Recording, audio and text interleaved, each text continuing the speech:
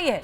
वो कह रहे हैं पहली बार 60 साल में ऐसा हुआ है और काशी ने सरकार की हैट्रिक लगवाई है, ये भी उन्होंने कहा। उन्होंने कहा आपने 60 साल बाद तीसरी बार सिर्फ सांसद नहीं प्रधानमंत्री चुना है, इसके लिए आपका आभार। प्रधानमंत्री काशी में बोल रहे थे।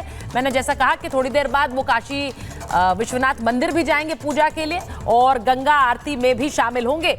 लेकिन जो बात उन्होंने कही है 60 साल बाद, हम बार बार इसको क्या कम कर कर आंकते हैं या फिर ये बार बार बताने की कोशिश की जाती है? अजीज खान साहब आपके पास आ रही हूं कि भाई ये कोई बड़ी बात नहीं है, ये तो नरेंद्र मोदी की सरकार थोड़ी है, ये तो एनडीए की सरकार है।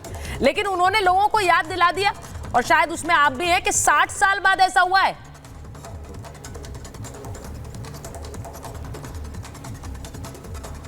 जी देखिए सुचरिता जी, 60 साल बाद बहुत सारी चीजें बदली हैं, इसमें कोई दो राय नहीं।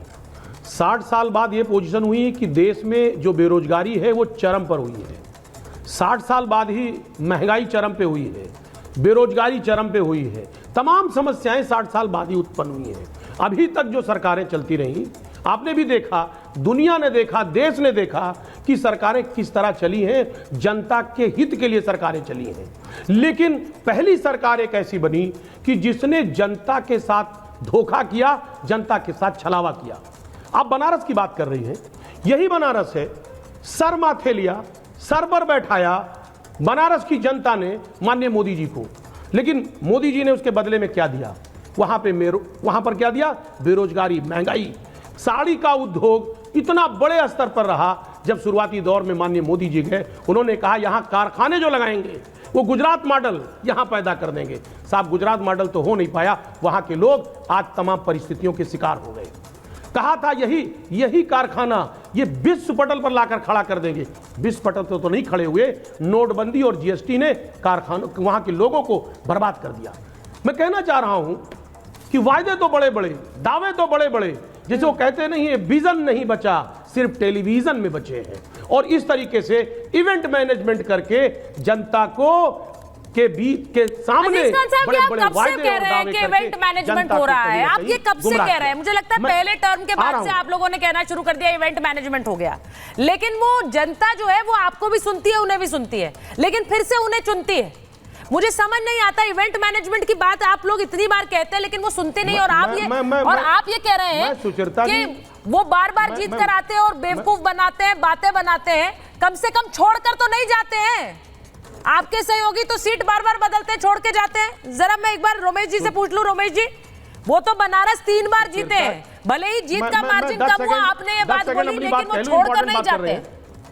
ठीक है, बात कंप्लीट कर लीजिए अजीज खान साहब। 10 सेकंड आप सुचरिता जी दे दें तो बात बन जाएगी। प्लीज बोलिए। 10 सेकंड मुझे दे दें। बोलिए। देखिए सुचरिता जी, यही बीजेपी के लोग हैं, कहते थे जिधर मोदी जी जाएंगे आंधी चल जाएगी। आंधी की ये नौबत आई कि काशी के आसपास की सीटें हार गए, चाहे वो चंदौली हो, गाजीपुर हो, मछली शहर हो, खुद काशी में मोदी जी हारते हारते बचे हैं। तो साहब वायदे बड़े बड़े, दावे बड़े बड़े, लेकिन अंदर से खोखले निकले। हकीकत यह है कि मोदी जी को आज पूरे देश की जनता ने नकार दिया। अब वो अलग बात है, स्वयंभू विश्वगुरु, सारे बड़े बड़े तमगे अपने आप को कहीं ना कहीं अपने आप को लेकर के और अपने आप को नवाज रहे हैं, लेकिन सच्चाई क्या है? जिसको नकार दिया, क्या दावा था, वो प्रधानमंत्री बन गए और कहां पर लाकर इसी जनता ने लाकर खड़ा कर दिया। अच्छा मुझे बताइए, आपने कहा उन्हें नकार दिया जनता ने, भाई वायनाड ने तो नकारा नहीं था, वहां पर भी छोड़ दिया। रोमेश जी, मैं आपसे पूछ रही हूं, वहां छोड़ दिया, वहां प्रियंका गांधी को अब चुनाव लड़वाएंगे, उससे विपक्ष में भी एक लड़ाई लगवा दी। वहां लेफ्ट के नेता कह रहे हैं हमसे कोई कंसल्टेशन नहीं किया, हमारे खिलाफ फिर से खड़ा कर दिया। Romesh ji. Madam good evening. Rahul ji 2 जगह से लड़े थे, तो अकॉर्डिंग टू लॉ उनको एक जगह वेकेट करना था। ऐसे अडवाणी जी भी लड़े थे नई दिल्ली और गांधीनगर से राजेश खन्ना जी के खिलाफ, उनको भी वेकेट करना पड़ा था। ये तो एक रूल्स है कंट्री के, उसको फॉलो करना पड़ा, इसमें गलत बात नहीं है।